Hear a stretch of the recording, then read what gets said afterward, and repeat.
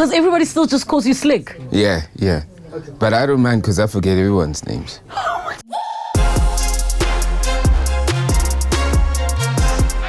Hey everybody, welcome to another episode of the Relebogile Mabotja podcast.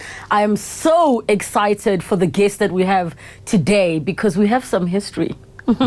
Not like how you think. His name is Slicker. He is a pioneer. He is a muso. He is a rapper. He is an entrepreneur. But also he's a big brother in the business to so many. Welcome. Thank you for coming through. Thank you. What a morning. Right? Yeah. So when I saw you this morning, I thought to myself, I remember bumping into you all the time in Melville. Remember where Bada Bing was? Yeah. And Fortune's offices were there where I was working. Yeah. And it just feels like it was such a different time. Like the hustle was different. Yeah. I don't remember anything. What do you mean? What do you mean? I don't remember anything. For real? Yeah. Like, you mean like details or like periods in your life? Details, nothing. I don't remember. I just remember sometimes how I feel, and but I don't remember anything. You know, for people who don't remember certain things, because I've discovered this with myself, it's because of trauma. Sometimes, not always. Maybe you're just getting old. No, I just don't remember anything. Why? I've never remembered things. Your whole life? Yeah, I just don't want to... Like, I'm in today. I can't be in yesterday. Yes? So I don't remember. I just want to remember... I just need to remember that, like, now I have to go drop my kid's charger at his mother's house, and because he forgot it. And I put it in the car in the front seat so I don't forget. So I just need to remember that. That's why I put it in the front seat, and I put it on top of the kitchen before I left the house, just so when I walk out the kitchen I could see it. So, I don't remember. Part of not remembering also is it just helps with, I don't carry any, heavy baggage. I don't hate anybody. I maybe need to remember to hate some people, then I forget. So I'm that guy, and yeah, but I always know how people make me feel. So even if I don't remember what happened, if someone has made me feel a certain way, I'll always be like, why do I feel like uncomfortable here, or whatever the case be. And so I don't remember. So what interactions do you remember with myself, or what feelings do you remember? Because I'm like, this is so interesting to me. I know that, I definitely know that, like, we had an office in Melville. I'm not that you know what I mean? I know I was working with Smacks in Melville. I know we had Yanga, Note, and Costa coming into the office. And I saw a video, I think, like, recently, I think I shot a music video in the parking lot somewhere there also. Yes. Because I just saw the video recently and I remembered, oh, yes, I remember. That's why that guy asked me to be the MC at his wedding, because he was another dance. So like for me, like, if people never said Slick, I probably wouldn't remember that, like, I was in a group called Squatter Camp, because I keep moving. I'm not attached to anything. Yes. It's just the idea. So I think with you, I don't remember what you remember. I just remember seeing your podcast doing well, and I said, this is good, in my head. I remember what I thought.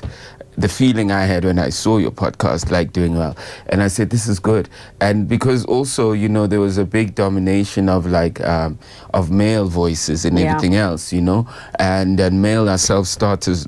Most males were self-starters in the podcast world. So when I saw yours and I also saw your numbers, I said, oh, okay, this is good. And, since I pioneered the thing, yes. I was like, this is really what I wanted to do, because I'm not a presenter.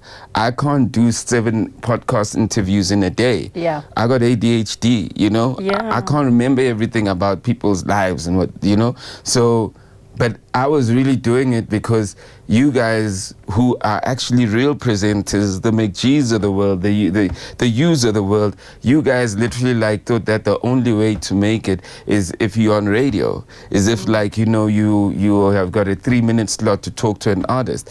And I said, well, I don't want that, so I tried to do it. And then when you guys realized it, then you saw the guys who actually are supposed to be doing it started doing well. So what I can tell you about what you were doing with Slick Online. Life. Wait. Life. Oh my gosh. Please remember. So what I do remember is when the team and I were talking about starting a podcast. At the time, we were busy researching different podcasts. Yours was one that we referenced, and I can't remember who you were interviewing, but I remember you were sitting at a coffee table outside, and we were saying, okay, if we wanted to do outside, what would it look like? Slick is doing it, and I was like, I don't want to worry about the weather. And I do remember we used a lot of international references, like the Oprahs, but you definitely were there. So he is a pioneer. If you think he's talking, he really is a pioneer. But I wanted to share a memory with you, which now that I know you don't remember stuff, it's going to sound like new news. Yeah, so back in the day, I was acting on Rhythm City, and my character was Mbumi. And Suffocate, one of the characters, had a club called Kilowatt. And then Squatter Camp was coming to perform the song, and a summer baby, da-da-da. So you guys were all there. Is that our song? Yeah. Wow. You guys were, he made some dope songs. You guys were all on stage in Kilowatt, and I remember us being excited because it was always nice when there were guest acts and musos coming to the show. So there we are, my character's boyfriend, Fats, we're in the club. You guys did 2 or 3 takes. And then a set piece, one of the set pieces fell. I think it fell on Boza, hit his head, and he was taken to the emergency room. Do you remember that? I wonder if he remembers. If it hit his head, I don't know if he's got any. I don't remember that. You don't remember that, but it was such a fun day. I remember being at Rhythm City, but I don't remember anyone being. Did it get that? Yeah. Was I there? You were there, and I remember at some point, because we had to run out in front of a set thing, there was a point where we all had to stand somewhere, but something fell. And I do remember one of you, I don't remember who, because we had to do multiple takes being like, again. Like, because on a gig, you just do it once and you're done. So you guys were already, I could see you were making the effort to get the energy for the second and third take. Then we're standing and the director's talking and they're giving us direction. Okay, you must do this, you must do this. And then some set piece fell, and I was like, what? It was just the weirdest thing that happened, and you don't remember. You must ask the guys. Okay, but you know, one of the reasons why and I miss this also maybe about my friendship with Lebo all the time, not that we're not friends anymore, but because we were together and we're also doing business together, he has an incredible memory. Really? Yeah, he remembers everything. He's probably like, oh, come on, you know. So he's got an incredible memory. And, you know, the one thing about like remembering things and people is it's a courtesy and it's being polite, to be honest with you. It's one of those things that like I don't do deliberately, you know. But Lebo like was a guy where we could be somewhere and be like, because we always together, someone would come and go, and I mean, I'm never like, you know, but like, it's almost like people can see an energy when like someone cannot remember, but like they're just being polite. And then Lebo would literally go like, I said, oh, you know what I mean? So Lebo will always remind me, because we were always together, right, of people. But I also see how it works to remember people. It makes people feel like, you know, they are actually on earth and someone sees them. It's very important to remember people. But it's just a thing that I don't do deliberately. And I don't only not remember people, it's like I don't remember things and even things that happened to me that like people like, oh, that must be good, because I've already probably thought of what's going to happen, right? And it could change, you know, because you plan and God plans better, right? So that's why I don't really get attached to what has happened, you know, I don't get attached to what I have, you know. It helps in healing also, You know, it helps in a lot of healing yourself from your own things that you kind of like, that you create, you know, that you instigate, to things that like people also like bring as a tax to you. It kind of heals you to kind of move. It's like forgiving, you know, forgetting. So it almost reminds me of, there's a movie called Eternal Sunshine of the Spotless Mind with Jim Carrey and Kate Winslet. And basically, the two of them individually break up. They were dating, amazing relationship. But the way that the movie rolls out, you see these two people meeting, falling in love. Next thing, a woman comes and she's giving them tapes. And they're like, what are these tapes? Only to find that they used to date before, but you could go to a doctor if your heart is broken and you want to forget someone. So they'd come in the middle of the night, they would take everything that reminds you and erase your memories of that person. Now, during the erasing process, Jim Carrey's character is seeing the heartache, the fights, and he's happy they're going. But then he starts seeing all the good memories being taken and his heart is broken because he's like, can't I just keep that one memory? Can't I just keep that memory? Only to find that they both had broken up, both had their memories erased, only to meet again and fall in love. Now, what I'm thinking about, what you're saying is the good part of not remembering is you don't get attached, you don't carry baggage. But I would think that the bad part is you don't have now those beautiful memories, you know, like the beautiful, wholesome memories that make you smile. So when did you get an ADHD diagnosis? Just now. Really? I just diagnosed myself now.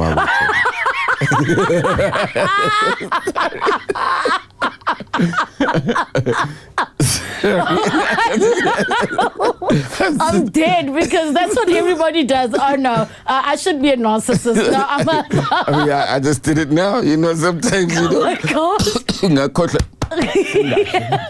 You know, pretty kind of you know, I literally heal myself real fast. The thing is, I know people like that. I just have never heard of it not being attached to trauma. Not to say that's what's happening with you. I don't. You know, this is what and this is what I don't understand with people. I think a lot of people have trauma, and then people think that they're going to meet everybody with trauma. Yes. You know, I don't have trauma. Wow. I'm not trauma, Mina. Everyone that I meet brings their trauma to me. You understand? And they are going through things because I'm so easygoing. It actually irritates people that like I am so, all right, cool. I am so forgiving. Are you nonchalant? Maybe. Because people say they want men who are chalant. No, I know you're nonchalant. I'm that's why I'm non in that chalant, you know. So I'm but like also, you know what I remember is intentional actions of hurt. Ooh. If I literally like do something that hurts somebody intentionally, or I say something that I'm like, I don't really, or I shouldn't have said that, you know what I mean? Or I see someone's reaction if I say something not knowing that it's actually hurtful, you know? So it's almost like my leads of, okay, you can't hurt, but like generally I'm a loving person. You know what I mean? Generally, I'm a generous person, you know? And I think one of the reasons why I don't remember is because if you think about it, whether you guys were studying what I do from a podcast perspective, and with me and Oprah and everything else, I'm in the collection of people that's giving. Yeah. The guidance, that you know are. what I mean? You've always been that way. And in every industry, whether it's like what people start doing with culture and marketing, with what people start doing with rap, I've been giving myself. Now, if I have to remember how many people I've given and how many people, then I'm going to be living in a space where I feel I'm owed.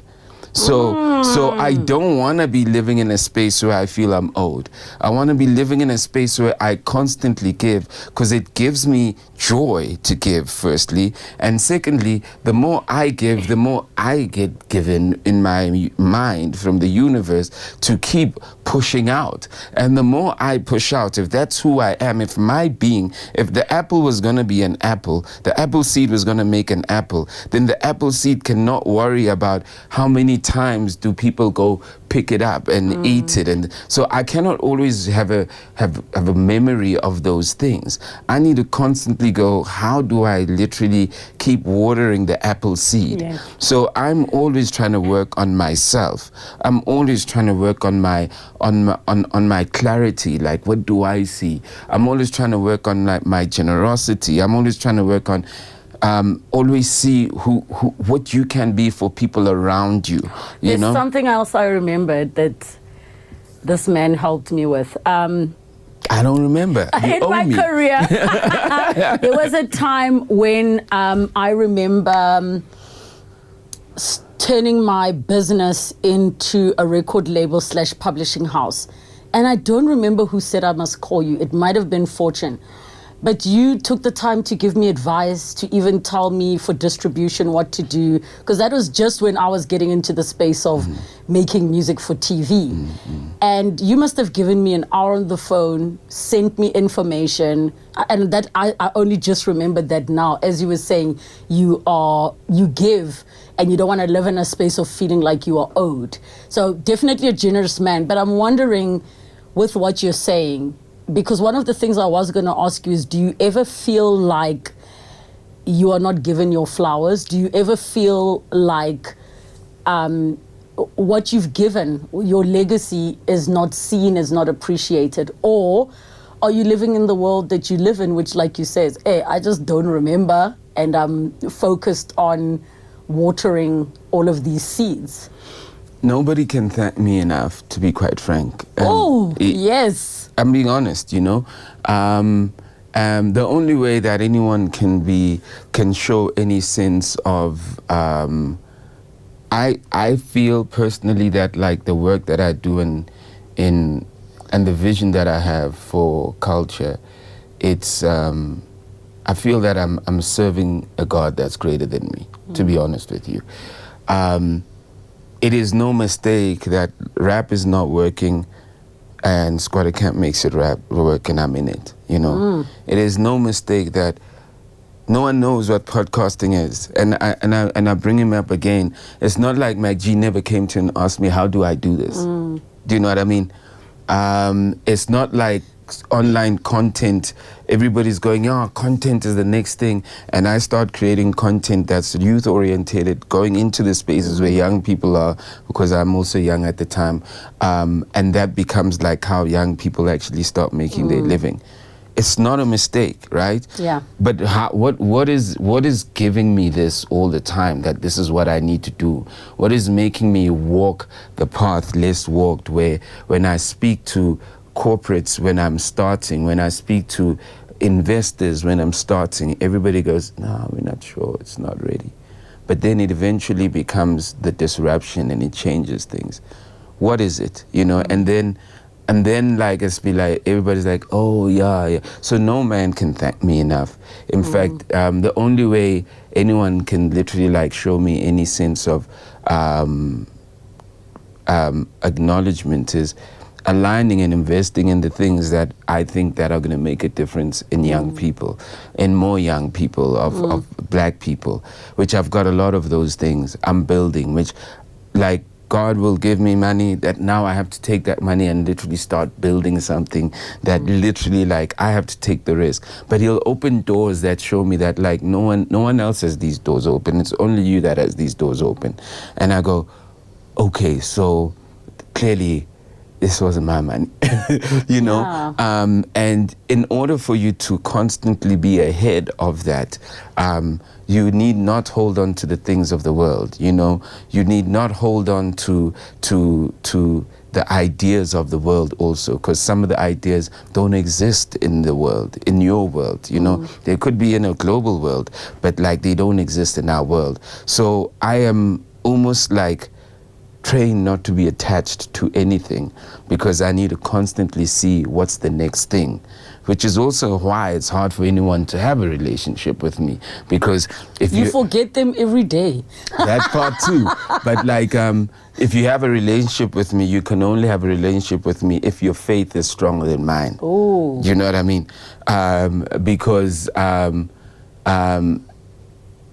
if your faith is stronger than mine, it literally like will let you know that like this is the plan. And I've never met anyone who's got stronger faith and conviction in at least the work that I do and the vision that I do, without any resource, without any academics, without any circle of influence, without any people think that no, I don't. When we were rapping, no one was signing rappers. We literally independently made it.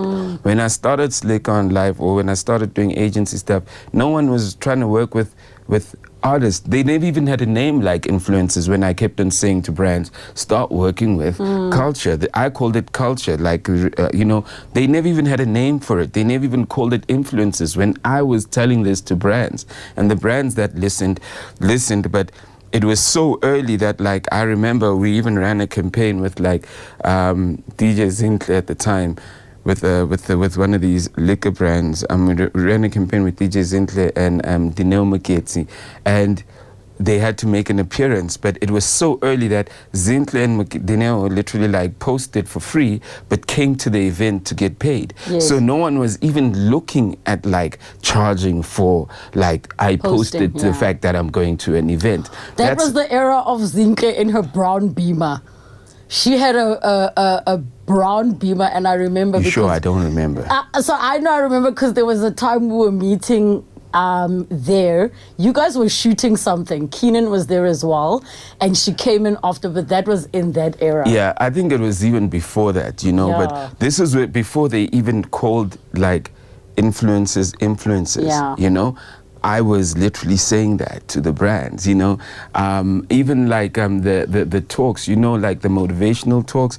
I went to a brand and I created something called Talks for Success, and I always said motivational talks are always old white people or like old black people. I don't know. I just said no one is speaking to young people, and I introduced this thing called Talks for Success with one of the banks, and then Sbu, and I invited Sbu to come talk there, and Sbu literally like saw that, and he started. Remember, Sbu had a motivational time, and he started doing it literally like from there. I mean, and Sbu has unashamedly said to me, "See, I watch you a lot with the other things that I do." So he said that to me without like, it's not like I'm saying anything that he hasn't said to me, So, but you kind of realize that if God is using you as a point of reference, you don't constantly have to go to people and say, nah, cool. You just have to constantly like do. So my challenge is being a part of the world in its conventional manner, engaging people in a conventional way, while at the same time listening to how God is saying, create or do things that are not connected in the world. You will not be the one that gets merited for it. You will not be the one that gets acknowledged for it, but create it. Because even if Squatter Camp has done what it's done, it's not like people are not like talking like Squatter Camp never had the deals that a lot of people are getting, So you also have to make peace with that. So are you going to push back and say to God, no, I want what Casper got too, so I'm not going to do it? Or are you going to go, okay, God, use me as a vessel, because at least you've got a place for me to work. So the one thing you're making me feel so much better about, especially with what you said about like, God puts you in these positions to where the universe opens up, where stuff happens, but it might not be what people think, which is, oh, people are throwing tons of money at you. I knew when I started having conversations that I want to have conversations. I think conversations can be healing, and I think conversations are important. And at the time I started, it was at a time where I was trying to say, how can we make a podcast, but that also can work for the medium of television? And fast forward to, my team, bless their souls, that are all in the room with us. every time we need to be shooting, I'm like, guys, I need to sell my bums to just keep pouring into these projects that I want to do, where sometimes you don't see the fruits the way you would like to. And you just gave me such a light bulb moment of understanding and being reminded of why we do what we do and how we do it. Other people might see the fruits of the work, whether, you know, you're the first black woman, the first youngest, blah, blah, blah, which I sometimes resent all of those things, because it means that you're the one who has to open the door, but other people will get to experience the fruits of it. So I almost feel like God is talking to me through you, because I've had conversations where I'm like, God, but I'm working so hard. I'm not asking for a lot. Just pour the money into these projects. And like every single side hustle I do, it just pours back into things that will provide work for other people. And I'm just wondering then, you know, you touched on the time that you guys came out, how you guys were doing things for yourselves. You are now trying to also convince people to take rappers seriously, not just as musicians, but also as business people. And from that, we've seen so many people go independent, doing their own thing.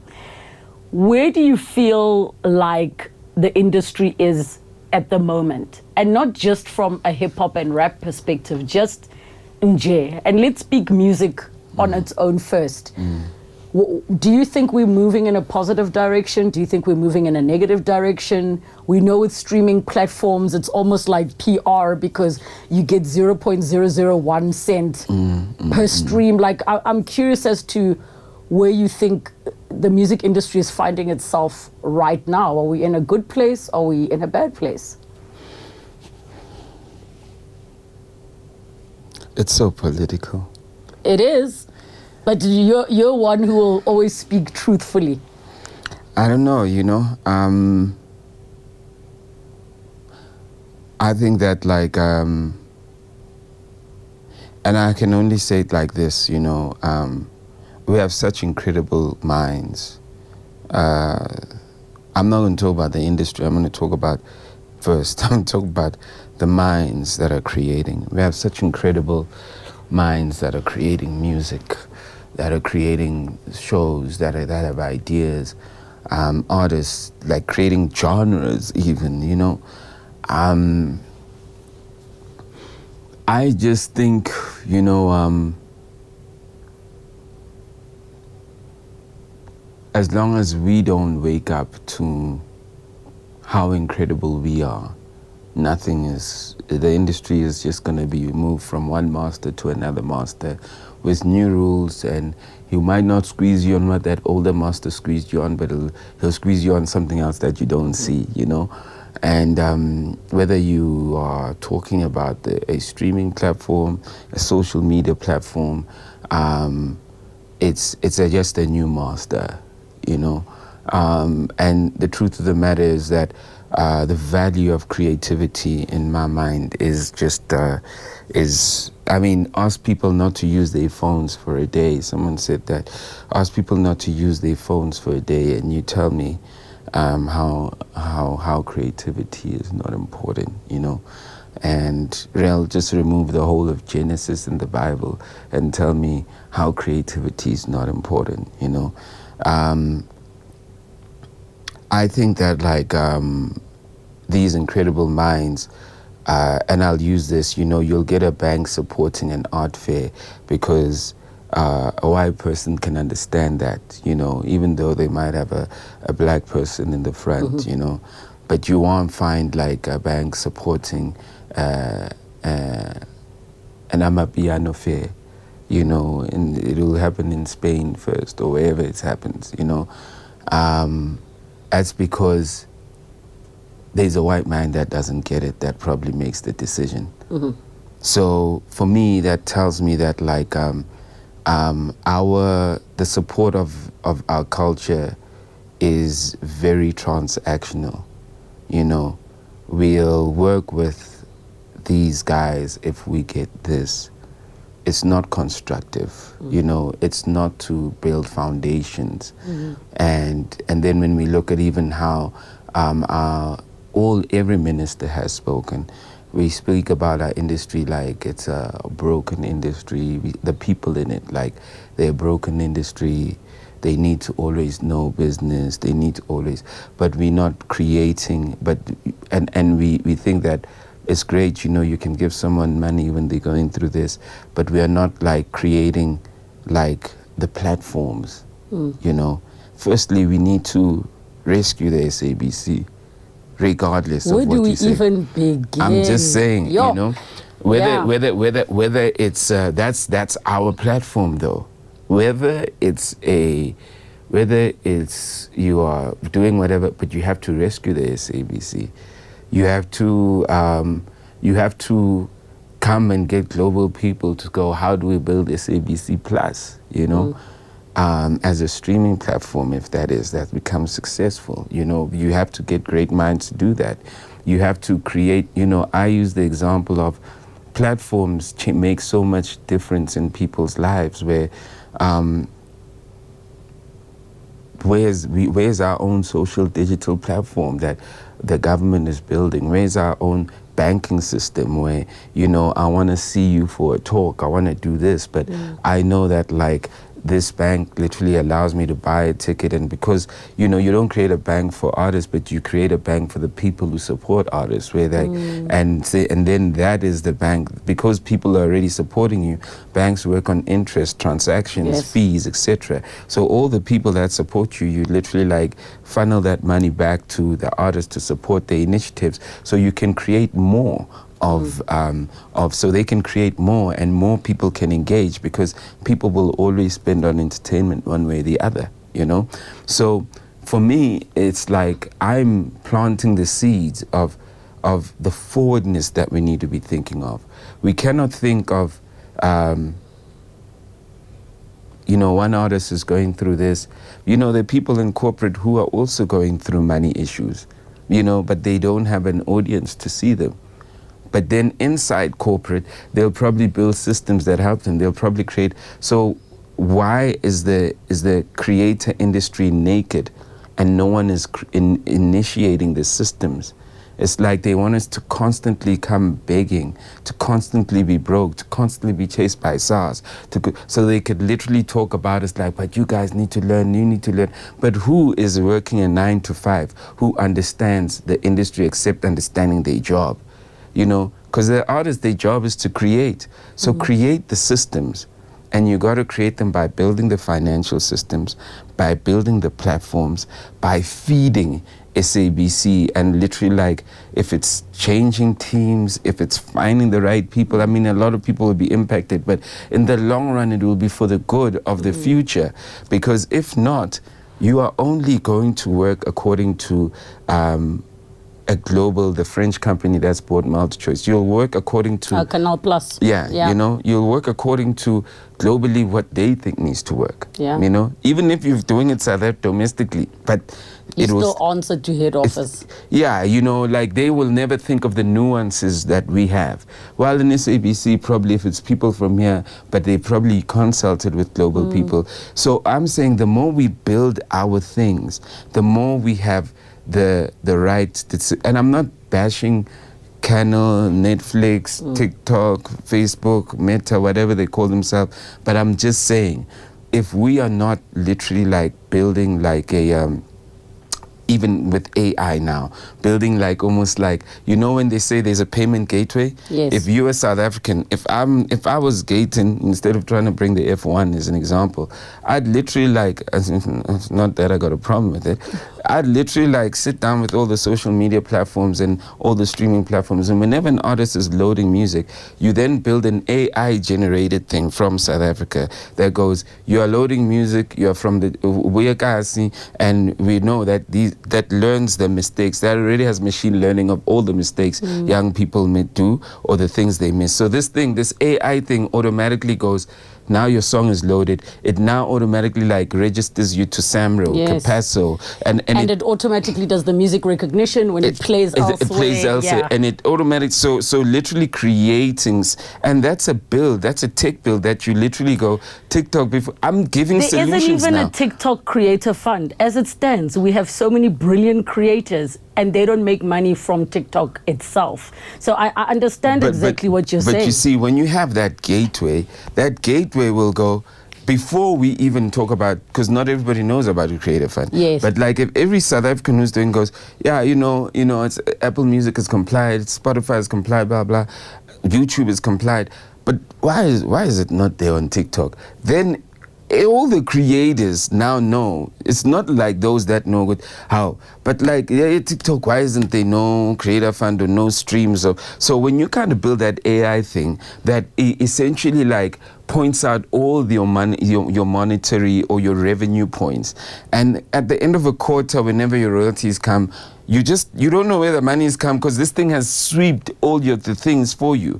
But this is a thing that, like, if you were going to negotiate with global people, you go, how do you protect the creator? By creating a gateway. Creating a TikTok Creator Fund, that just means that only those that know will get the money. Yeah. This one means that everyone that engages, it's almost like a puppy act.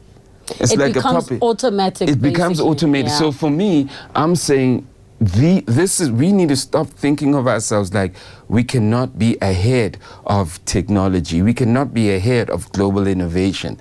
That's when we start thinking about how we safeguarding our creators, because our creators literally like these things. I mean, there are ministers who are ministers of this and this, but they don't even know the space that they're in completely. They've never, you understand? So how do you expect an artist who the guy who created the log drum, how do you expect him to know a contract that like someone like Feinberg or the creator lawyer, that's his job, he's an expert on that.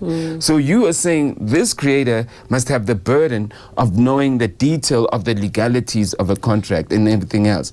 But so you got to, and I'm not saying guys shouldn't know anything though. I'm just saying that also come in and build solutions with all the people who are actually collecting money. And the solutions should also be the bare minimum, in the sense that, I mean, I'm going to give a very simple example.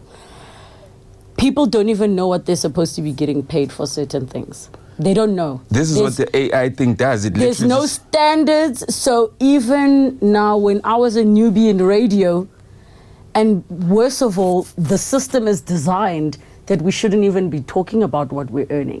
So even if I'm reaching out to someone to say, yo, what should I charge for this? Like, so I get it. So a basic entry gate that evens the playing field, where you don't have to have access to my lawyer friend to look at this contract. You don't have to have access to a private accountant to ensure what percentage of your money you should be putting away. It should just become automatic and be centralized. Have you ever pitched this to government? I mean, I've pitched the banking system to, I mean, I've not even pitched, I've had a chat with Gayton too about it. Tried calling him. I've also spoken to Peace Mabe, tried call, but you know, it's like, it just gets lost, you know, in the thing where I know I'm doing the right thing, right? And a minister could be a minister, but a minister no greater than God. You know, God is the one that planted the idea, and he will make it work the way it needs to work. But I've used the words like, Gayton, here's something that could be sustainable from a financial perspective. What was the response? Here are the steps that I've taken. And I have taken a lot of steps too, for him just to meet me. He doesn't have to do I mean, in any minister, they don't have to pick up a lot, because I've done a lot already.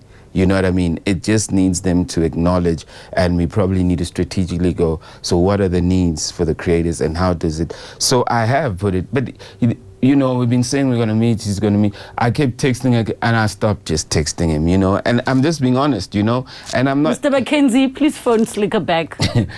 and you know, and I just want to be very clear. It's not I'm not interested in, I'm not in politics, so I don't I know Gayton, you know, more than anyone else that's been in that position. Yeah. You know, so it's not I'm not even attacking him. I'm just talking the truth, you know. I think his interest in culture and proactivity is more visible, I guess, than, I don't know what the results are, but it's more visible than anyone else. But I think I also do believe that his heart is in the right place. But sometimes, even when people's hearts are in the right place, maybe their timing is not in the right place also, you know what I mean? So so maybe it's not his time, maybe it is his time, but he's, as I'm saying, I've met him, he's done things for me before, like he was even in that position. He's shown me his kindness. I think that the industry is still is still held ransom by powers that young black people will not be able to overcome, because the rules are not made for their advantage. And it's not a now thing, it's been like that for years, but I think there's opportunity to change it. There's opportunity to change. Right now, we are in a window to change it. You know what I mean? Yeah. Guys like Gates and Align, I'm just saying, there's a window to change, Okay, and I think so. Nothing has changed. It's just the players. It's just the players have changed. Yes. The what they're buying us for is higher numbers. They were probably buying us for like 50,000 or for like a music video. Now they're buying people for millions. And I was also bored too. So it's and people who have nothing. I had a dream. A major would work with me. So I'm not. The guys that literally have been bought, it's not like there's something, they had any other choice, so it's not even like I've been bought too, so it is what it is, so as long as we can be bought, only a few of us will get through. But if we democratize the system and build something that literally is in the interface of all these social platforms, will make a difference, man. Yeah. I wanna park industry talk for a bit. You mentioned that just for you to remember the charger for your kid, I wanna know about fatherhood. Yeah. And what was that feeling like when you found out that you were expecting, you were gonna be a first-time dad?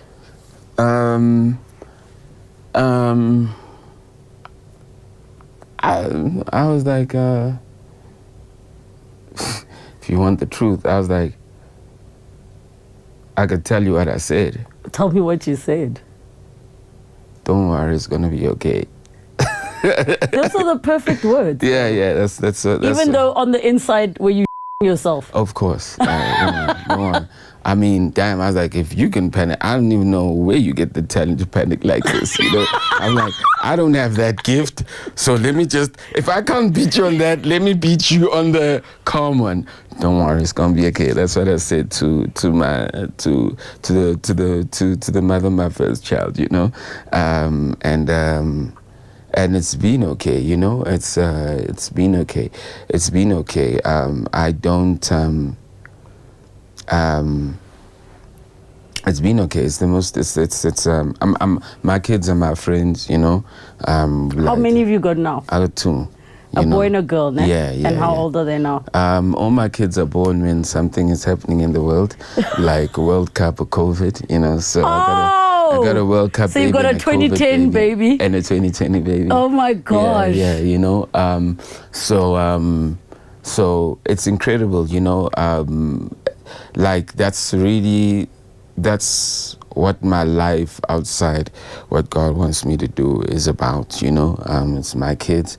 There's man, it's just I never knew how it would be like to like raise a girl, but this weekend it dawned to me that I'm actually leading a tribe, and it's so important to say the right things to your children.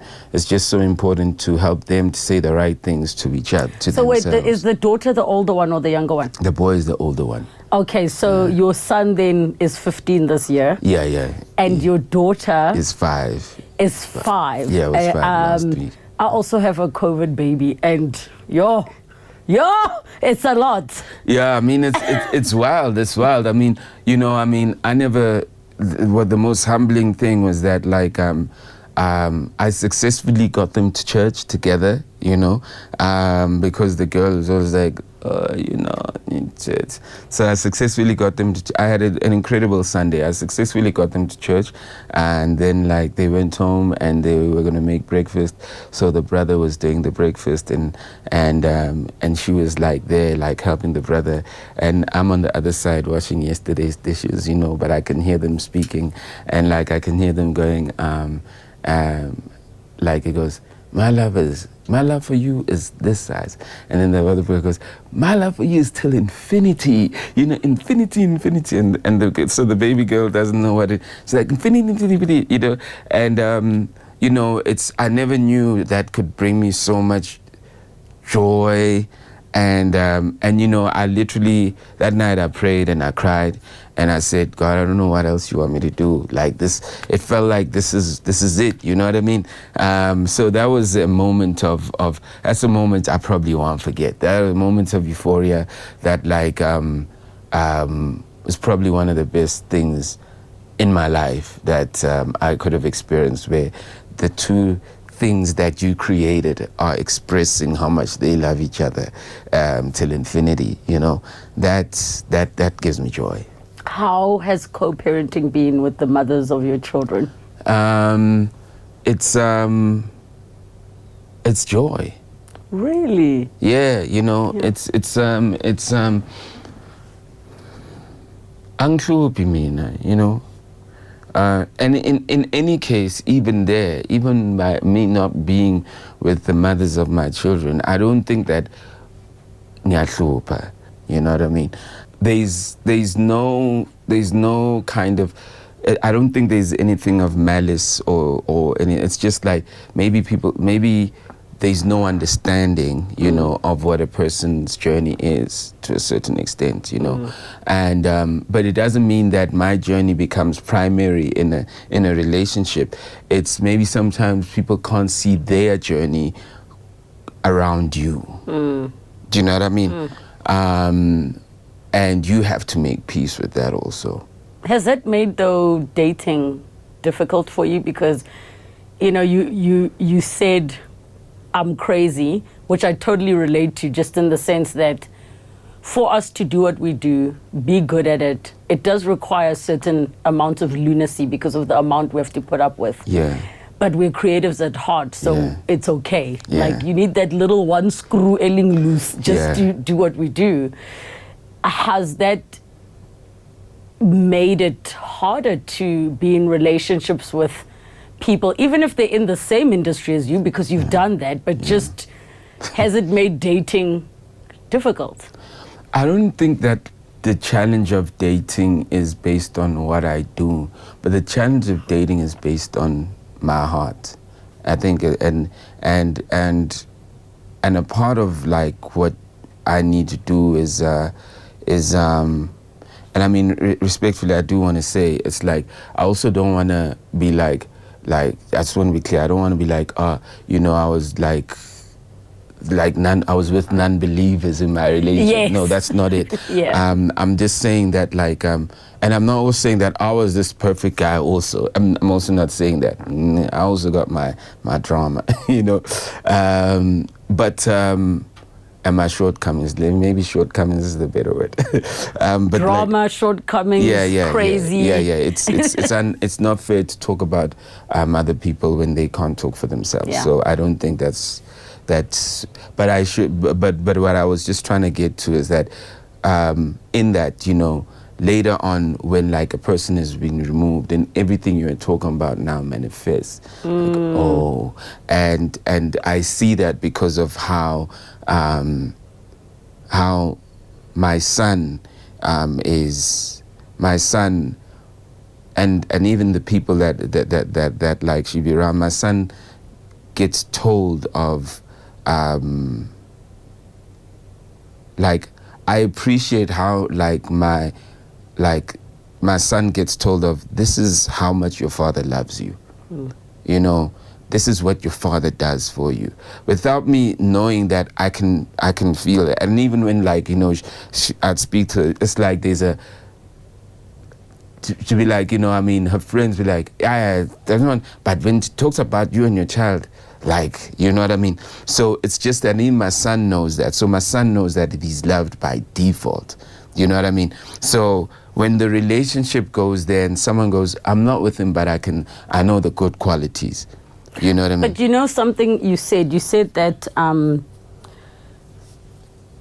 the relationship basically will has not been able to work out because a person doesn't have more faith than you do.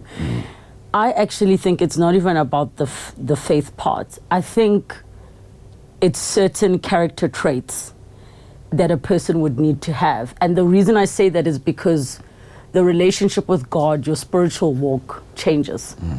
You know, you might lose a parent and now you're in this tumultuous space.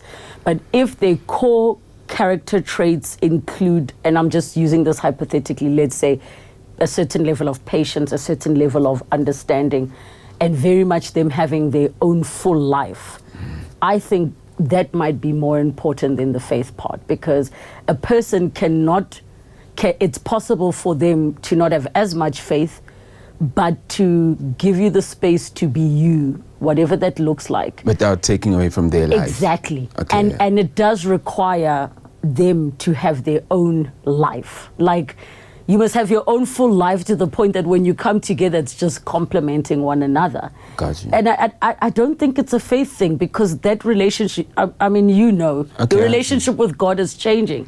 Yeah. And it wouldn't mean that when now their faith is not as strong, that the relationship wouldn't survive. But I think it's certain character traits that already are in them, that are already mastered in terms of, you know, having patience, but practicing patience are not the same thing. That you're so skillful that you don't even have to explain half the things. The part of why you're doing something or why it needs to look like that is not even a conversation. The level of trust, the level of maturity, the level of emotional intelligence is so solid that it just becomes simple and easy. That's what I imagine now when you are talking. The parts of somebody not personalizing that you don't remember something. Yeah. Of like, how could you not remember, you know? Yeah, So I don't know, I could be wrong. No, I mean, you're right. And I think there are multiple things, you know, including, and I'm going to put myself in the pot too, including male ignorance, you know, the ignorance of not knowing how to make a person happy. You know what I mean? As a man. Thank you for being able to say that loudly. I mean, you know, you making someone happy is, you might be ignorant, you know, especially also if you don't also create like the space to talk about like those things, you know. So I think for me as a man, you know, there's a lot of things I've learned from relationships that don't work, where I give myself a hiding in my head, you know, of maybe you don't know how to do it. Maybe you don't know how to have a conversation. Maybe there was something that was said which had a deeper meaning, but you always thought that it was this, you know? Because again, for my life of simplicity, I'm very simple, you know. I don't like talking about people, other people, good or bad things about them. But if I see something nice, I'll talk about it there. I'm not like a social person per se, you know. And I like just creating things in my head, and I love having conversations of how we can move forward, you know. Yeah. I love doing a lot of introspection, you know, and introspection of myself, introspection of us, if we're a unit, what's missing, and then, you know, in the world, people plan, you know, how do we plan to move forward here? But I think, you know, sometimes, you know, I think also sometimes structure also like makes people uncomfortable also to a certain extent, you know what I mean? Do you think, because you're touching on something which I so wanted to pick your brain about, we're in what many people deem a gender war, right? Where we have tons of conversations about, oh, but men, oh, but women. And for me, I don't see it as a war. I think it's the first time men and women are actually speaking openly about everything that they experience and their perspectives. And because now we're talking, we're finally recognizing how misaligned we are in certain things that were just assumed. Yeah. Be it, what do you bring to the table? Be it, does marriage benefit? All of those things. Be it compulsory DNA testing because that might not be my child. All of those things. And I don't know, but I see it a lot in men who are now in your age group, 40 to 50, where it's almost like there is an awakening of sorts.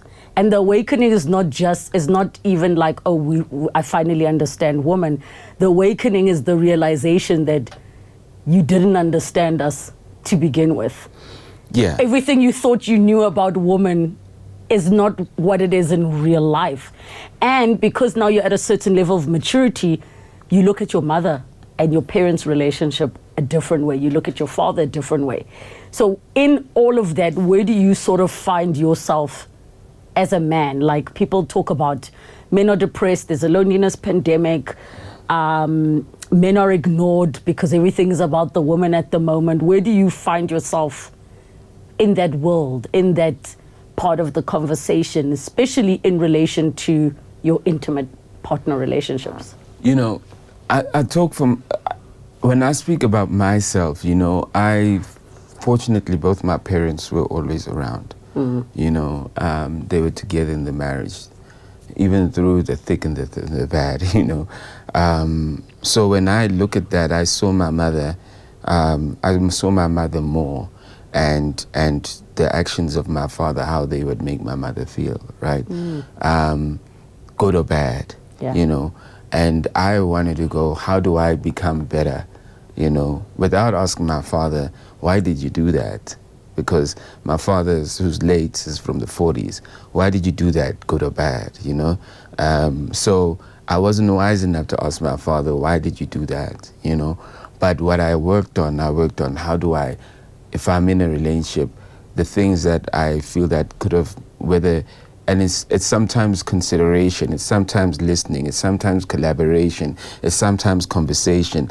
It's like things like that, like, you know, say, my mother would go, your father is not collaborating here, we're not conversating, but you know what I mean? So it's like things like that where I would see. So I literally want to go, okay, I want to bring those things in my relationship with someone else.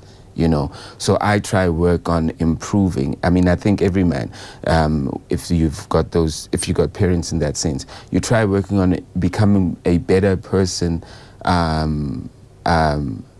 from where your father left off, right?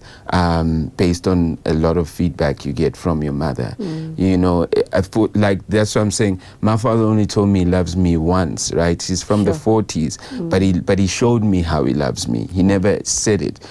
It wasn't a generation where men talk like that, unfortunately. And my father, he finished school. His last year of school was in grade 1 in Mpumalanga, you know. So, but he made himself also, you see. So he wasn't a man who talks, but he showed things. He showed how much he loved you through actions, you know. So I don't doubt my father loved me. I think somewhere as he got older, he just said, I love you, because he maybe saw a thing on TV and someone said, I love you, and he saw another man saying it and said, maybe I should try this, you know? I can do it too. Let me try, you know? So and I'm sure for the number of times he tried before, like, I'm a you know? That's something, but that's real, that's something I'll never forget also, you know what I mean? So there's hope for you yet. Yes, you are remembering the good stuff. So in that, you know, I every day with my kids, I love you. It's just, this is how we talk, right? Love is a thing, you know. I mean, almost every day, but it's like that, you know. But the thing is that, like, you know, that's also like, oh, my father. So subconsciously, it's not like I said, but subconsciously I've added that in my life with my kids. You know, so subconsciously what I want to add in my relationship and my marriage is I want us to talk. As in when you do get married? Yeah, you know, if ever, you know, or if I am in a relationship with someone where it's like, where we serious, like I want to talk, you know, I really want to talk about, is this where we want to go? Do you want to go on holiday? Do we want to build a house? Do you want to okay, let's talk about our finances. Dude, let's talk about I want to have those conversations. You know what I mean? We want to look good, okay, but at the cost of this, we want our kids to go. So so for me, these are things that like, I don't think my mother had. And I don't think my father literally provided. Yeah. So I'm trying to be better in that. So when I get in a relationship, if I'm in a relationship with the person who doesn't see the value of the things that I want to grow, or maybe hasn't seen collaboration or whatever, you know, in that sense, whether because they were in a household where there's a single parent, or their parents just like, or they weren't paying attention if their parents were together. If I'm in a relationship working on those things, immediately when I bring them in a relationship, and I think those are good things to bring in, I think it's good quality things to bring in. For someone else who hasn't seen those things like are burdensome. Those things like are like, oh, brah, geez, can we just figure it out as we go? You know what I mean? And then you think that, oh, you're so righteous because you've got this structure and this order, but you're not. Because this person, she's seeing the world the way that the world has been made to her. She has to find it in herself, say, I want structure like this or like that. Or, but like, I'm comfortable living without planning. I'm comfortable living without with me planning my own life and you planning. But the woman that I now imagine, because I'm just understanding so much about you right now, is that she will love you where you're at. And if where you're at is you need to talk, you need to whatever, even if she's never witnessed it in her life, she will love you and meet you where you are at. Your dad played such a big influence on you. I mean, outside of the home, do you think a lot of your entrepreneurial spirit comes from dad? My entrepreneurial spirit and my sobona lapa pambili is, you know, my father left Bushback Ridge and to come to Joburg to come figure it out, right? Because the wife was saying she must get a home, which is my mother in Joburg. So he obliged, said, all right, cool. And he was working at a tile company, Ital Tile, and he just left that job and he said he's going to start taxis, right? My grandfather also, like heavily entrepreneurial, you know. Yes. His father, meaning on my mother's side, my grandfather. My father's father, like very visionary, like the plot that like they have in Bushback Ridge was because of my grandfather, you know. So I'm from a family that knows how to conserve, that are self-starters. We're not like socialites per se. We literally build, you know. We build in quiet, in silence, you know. And another thing about like success and building is that I could have things and I don't need to say that I've got them. You know, I could do things and I could be in certain places with certain, you know, for me, no one is more important than me. We are all equal. I don't care. You could be Patrice Mutsipa. I don't care, bruh. You're not more important than me. If I'm in a room with you, I'm in a room talking to you about what we're doing, but I'm not going to go tell someone that I was in a room with Patrice Mutsipe because of Patrice Mutsipe. I'm going to tell you that I was in a room like this. That's why I've got no place to disrespect Gayton. I can only talk the truth because I know Gayton outside of a patriotic alliance, outside him being in that role. I know him there. So, you know, I'm talking about I approached him and that's it. But like, it's not like he's just as important. All I'm just saying is that I think he's got the right heart, but if he doesn't see what I'm saying, maybe it's probably not the right time, you know, for what I need to do. I don't know. How have you managed finances over the year? Because if you wrap her part of a group, you guys were splitting a check by 7. Guys, 7 is so much. Then on top of that, you know, the industry's unstable. You've started projects on your own. How have you coped financially? And you've never been one to live a flashy lifestyle, posting Yeah. fancy cars. Yeah. Have you always been consistently okay? Yeah, I mean, I've had some tough times, you know. Yeah. Also, you know, like, you know, but I move with faith, though, you know,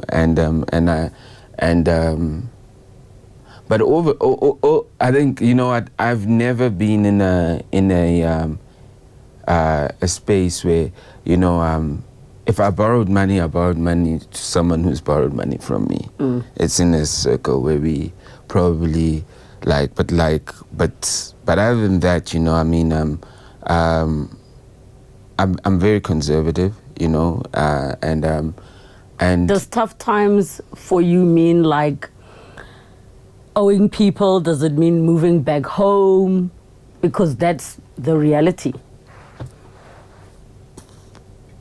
I think I never moved back home because of money. In fact, when I moved back home, I moved back to my home that I built for my parents, you know, in Greenstone. You're like, I need to smell these bricks and cement. Yeah, but I was going through an emotional, it was I needed to get away from everything in this industry and everyone that I needed to go back home, and I needed to be it was the last time I was going to live with my parents, and I needed to be inside that environment with both my parents, waking up to them, sleeping in a room like a child. Yeah, I needed to be a child. It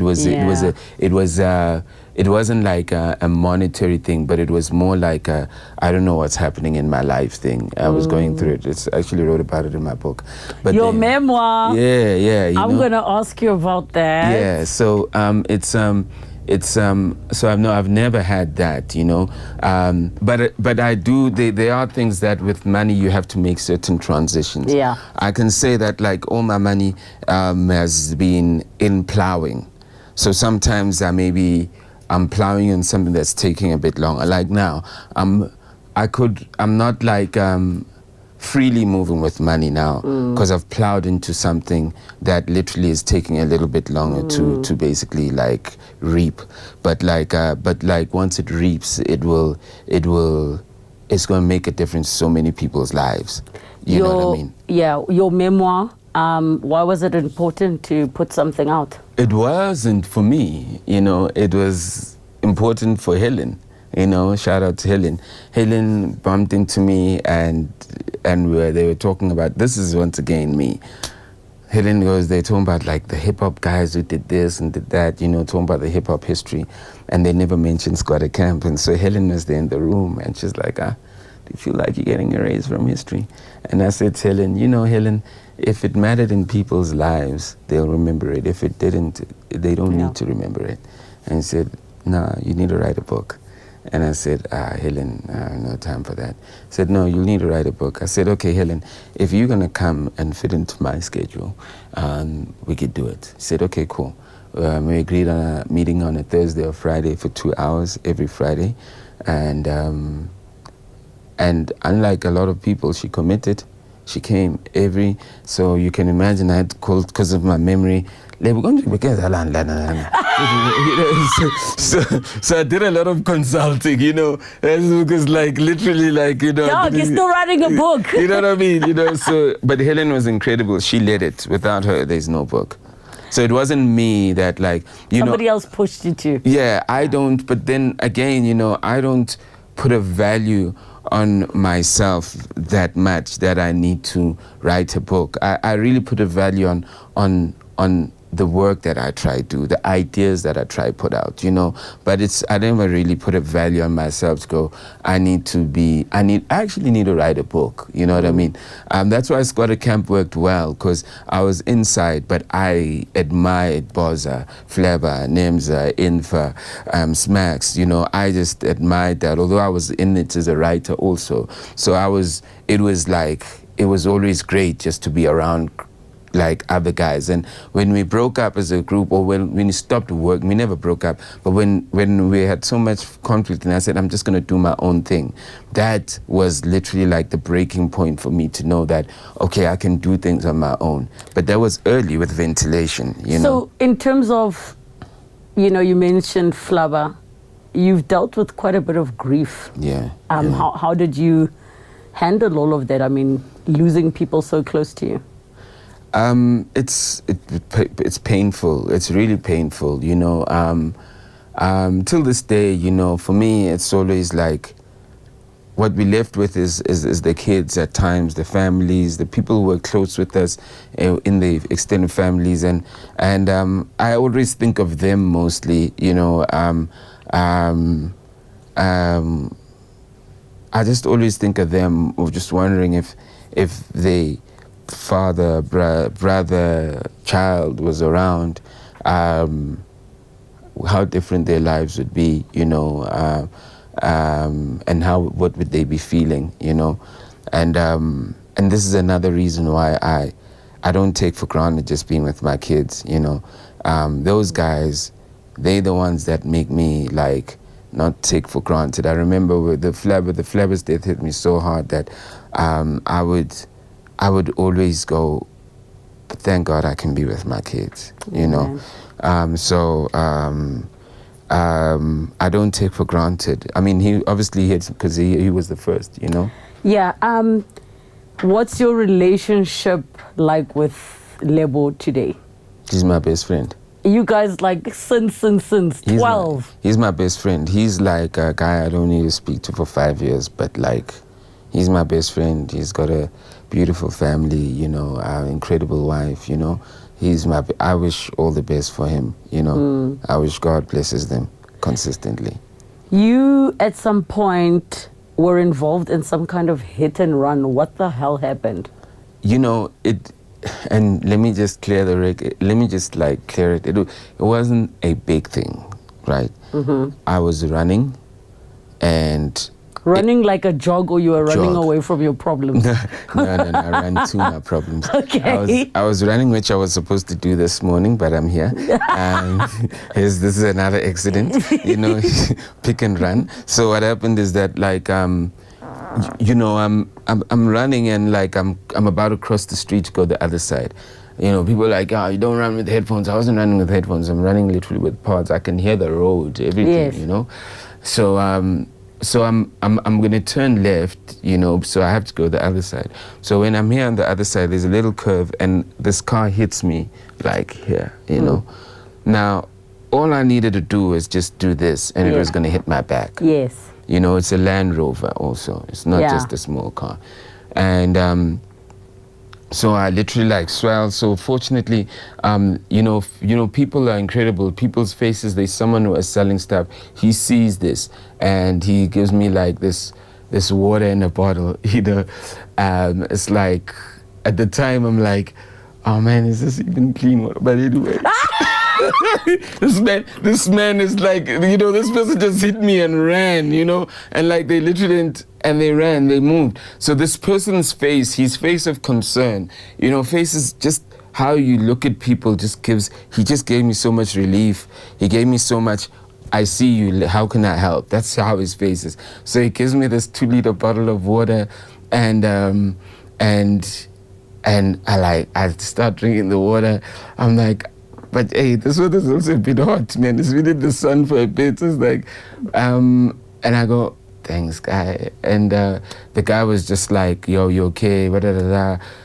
It's just small things that people do. You know, I mean, I'm joking about the water being like a little like snob here, you know. But like that guy just kind of gave me like, okay, a line. So at least you got some help and support, but did you end up like having to be in hospital, and what were your injuries? No, so I literally was basically like, the hospital is just up the road, right? So I literally called myself an Uber, went to the hospital, and I had it's even disappeared now. I had a cut and like just a major swell, so they literally just went to go check whether I had any broken bones. And when I saw that I don't have broken bones, that's when papilege, and I posted, and but you know, I think the only reason I posted, and I keep saying this to everyone, is, I mean, I wouldn't just randomly post without putting on makeup, you know, like, and I couldn't wake up like that on Instagram, like, hello, you know, you know, so I posted in that condition, because what really upset me was what one of the person that works there said to me, whether it was the doctor, said, "You're so lucky. You know how many of these cases are coming in here every day? People are being hit because they're running, or they cycling, and you know, you wake up in the morning running, thinking that like you're taking care of your health. Someone else doesn't care about you. You're in someone's way, you know." So I just posted just to make people aware that, guys, just be extra vigilant, you know. And no one got the number plate or anything like that? Nobody got it, you know. I mean, it doesn't matter, because I'm okay, thank God, you know. And that person, God will deal with him in his own way, you know. But the truth of the matter is that it's the guys who don't make it out. Yeah. And how many people, even on my comments, said, "Oh, my brother last week, last month, this my sister, cousin, father," and people don't care about you and your health. Okay. Yeah. So just because you, and plus they can see you can't afford a subscription at Virgin, so that's why I'll get you Mr. Go back Chaisa. People don't care about you and your health. Okay. No, but look, you can't even afford a subscription. We're living in a very headphones. Chaisa wena. Yechimini patali subscription. ProKid. That's what they're saying, all those hit and run guys. But we are living in the most, I think we're living in the most self-centered era. Like, that community thing is not there like it used to be, except when you mention like that guy who... But that guy wasn't even from, that guy is selling in the streets. You know, and that guy would probably be the guy that if I was running, would be the guy who would literally was like, because he's you know what I mean? It's just that thing, you know. Yeah, we like it's, but you know, here's what it is. You know, you pray to like, you know, grow and live in a place like, but you know, the interesting thing I saw is that one thing that we must also accept with success is that we are going to be removed from the people or the communities that will look out for us first. You know what I mean? This is a thing that we must embrace, but and the success is also not ours. It's probably because there's work that we need to do that needs us to be in certain places and certain positions. But we must be ready to be removed, you know, and from those places and spaces. So this is another thing, you know, even now when they talk about, you're talking about men being lonely, depression, I think for all the men that we are to, even with, chances are, even whatever relationships that you're in, marriage, whether you're in for the wrong or the right motives, anything that basically like elevates you from any space that you're from, you're gonna have to experience like some alone time if that thing doesn't work. You are gonna have to experience like, you cannot try fill it with new friends, new women, alcohol, this, drugs. Like literally what men also need to start doing is that when things hit the fan, you know, in any type of way, they need to start knowing that it's not, they've worked to get to that place. So the crash is like when you crash with a car on the ground, you know, you crash here, they come. When you crash on the plane has to burn first. It still has to go down. You know, when you crash in an elevated place, you know, the fall is harder. The fall is harder. And the fall is probably also like lonesome. You know, because there wasn't a person in a plane crashing who was selling water on top of a cloud. You know what I mean? There's no one there. Come and be like, there's no one there. Hey, my fin going, hey, that is such a perfect analogy, though. It's a perfect analogy. I mean, look, and I know, and I just want to say to the brothers out there is that, you know, I mean, we mustn't curse the blessings that God gives us, you know, and the elevation that He gives us, especially when it crashes. You know, we shouldn't say, oh, it's crashed, but I've worked so hard. God has still got so much more for you, but He just wants you to go through the crash. And imagine that your life was only stuck in that thing that you said was the highest. So the thing that you got to, you know, in my worst times, even when I was going through like certain things like divorce, my worst times, I always just said, is God is still seeing me? you know, because at the end of the day, when you when you go through all those things, you say, God is still seeing you. So what does He want from me? What am I not enough? I thought like, you know, the biggest place of complacency is when you think you're enough, is when you think that you are good to everybody. I'm good to my wife. I'm good to my kids, man. I'm good at my work. I'm good. You know, when you are good at everywhere, and then God literally just sweeps everything, you kind of go, are you saying that wasn't good enough? Yeah. How high do you want me to go? You know, so I'm just saying for all my brothers, I mean, I can speak for guys. I don't know how women go through challenges like that when they crash, but I maybe I'll speak for men, because we are also going through a thing where, you know, men are put under pressure that you got to be the provider, you got to be this, you got to be this. All I'm just saying to the brothers is that sometimes just center back to, how did you get to where you are, you know? And remember that, like, if you got to the highest place, that place literally, like, is going to need you to, you can't fill it with more, because you're going to go fill it with all the things you're walking past when you are probably in a stable relationship, right? And all the things you're walking past them because you are being protected by that stable relationship, not to go into those things. So when you kind of get out of that stable relationship, that protection is gone. And then you just walk back into those things with, you understand? And I'm like, no, mfana. Like, now you gotta You know, go. I said that to someone this week. We're having a conversation with my technical producer, Traffic Guide Radio, about how we're talking about, like, as women, we're so okay being single because we have such intimate relationships with one another. And then one of the guys says, no, the thing is, for me, being in a long-term relationship keeps me focused and stable. The moment I'm single, I don't eat properly, I drink, I this, like, you know? But this is, you see, this is the vice, though. It's because, you know, maybe it's a thing that, like, men, it's like because they grow with their mothers, take care of them, whatever. So when they meet a woman, they expect a woman to almost be like, I don't know, I'm speaking out of something, I'm not a therapist. But I'm just saying, for men, you gotta be, this is when a man has to be strong. This is when a man has to be a man, you know? When you don't have, this is when you start seeing the other men who literally, like, you know, you could sit around and, like, because of you had a woman, now you think that guy's trying to get your woman, so you always, now you remove all those things. There's no distractions. Now you see the strengths in other men. You know what I mean? And you see the opportunities in other men. Now you see the women who literally, like, are a synergy for what you want, not in relationship, just in, like, oh, I just don't see her as, like, you know, blind or mostly. But she's got a strength. I think she could add value. So the thing about when you're a man, you got to literally clear everything.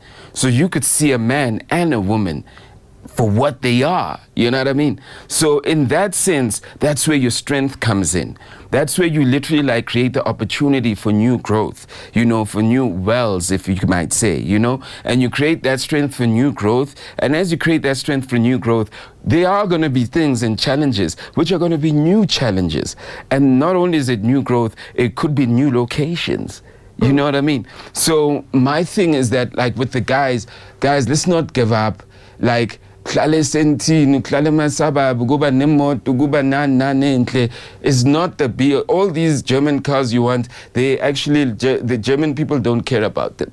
You know what I mean? You know, all these Santon places that we want, the people who live in Santon bought them for 300,000. They sell, even they can't afford the prices that they're trying to buy them to black people too. Because then they bought them, they fathers and whatever bought them for 300,000, 400,000. You are buying it for 4 million. Even those white people can't afford it. Some of them. So we are busy putting so much pressure on ourselves where some people are like, yo, I can't. They already, but you think that because they are no, but so guys, the world is not the Santon, is not the German car, is not the club, because even the club closes and it becomes like redundant. No, I cycle club music everything that you are chasing is becoming redundant, and you know what's not going to become redundant? It's you and yourself. So the men, this is an opportunity. When things like these happen, when your world crashes, this is when you must clear out everybody and bring. You see, you asked me about Lebo. It's like I'm going through, if I'm going through like times now in my life personally, I can immediately identify and answer you quickly and say, he's my best friend. Because I'm going, who are people that like you can actually say they're your real friends? Do you understand? But I think this applies to women as well, what you're saying. I know you're directing it to the men because of the provider aspect. But I'm directing it to the men because of what you said also, because you said, this is what triggers me. It's like when I was in hospital and they said, there's a lot of people that sit and run. It's like what triggers me is you say a lot of us men, and the truth of the matter is that our men need to be strong for the woman that literally will be there for that strength, and the woman that's also literally like gonna be able to reciprocate that strength also. So we cannot literally like build a society that's led by men, and we cannot build a society that's led by women. We need a society that's led by units of strength, collaboration of strength, and within that strength is, oh, this is what you do, I don't really like that. It's not personal. I get it. That's who you are. So this is what our men need to go, our men and our women need to go back to the reality of, that German car that you want, the Germans don't care about it. In fact, in 5 years, it won't be important. It'll be like, there'll be something else that's going to replace it. That house that you want to live in Santon, those white people that you say that you want to have as your neighbors, they probably bought that for 300,000, 400,000, whatever in Houghton, and it's real. And you want to buy it for 4 or 5 million. If you can buy it for 4 or 5 million, great, you can. It's an achievement. If you can buy the car, it's an achievement. But don't make the things that we own become who we are. Do you know what I mean? I couldn't have said it better myself, and I know we press for time. Yeah. Please don't forget, your kid needs the charger. I'm just reminding you. It's on the car passenger seat in the front seat of your car. I just need to not drive another direction by mistake because I passed the place on the way here. I just need to not say, it's out in your toilet, amakanda. Don't even answer your phone because you'll drive the wrong way. But in closing, I want to just say, mad respect to everything you stand for, everything you've done, everything you do, even silently in the background. All of my interactions with you have been extremely pleasant, magnetic, and I know things are changing, and I love that you are changing with them by still trying to be at the forefront of what's the next thing. And my wish and prayer for you is that, number one, you do meet a woman who makes the perfect match for you, that even builds you exponentially, that your kids and you have just a healthy future, but that you keep thriving at what you're doing, because we still need the slickers to be in the background building, that we can use you as references in our proposals for the things we're trying to do and build. And just thank you, man, for making the time and coming through. Mad love and respect for everything you are. I appreciate that. God willingly, we shall be great. We shall be great, God willingly. Thank you so much for tuning in to the Relebogile Mabotja podcast. Put your questions down below. Maybe I'll get Slikour to come and answer them. If you've got any for him, don't forget to subscribe, hit the notification bell, and tell us who you want to see next on the podcast. Till next time.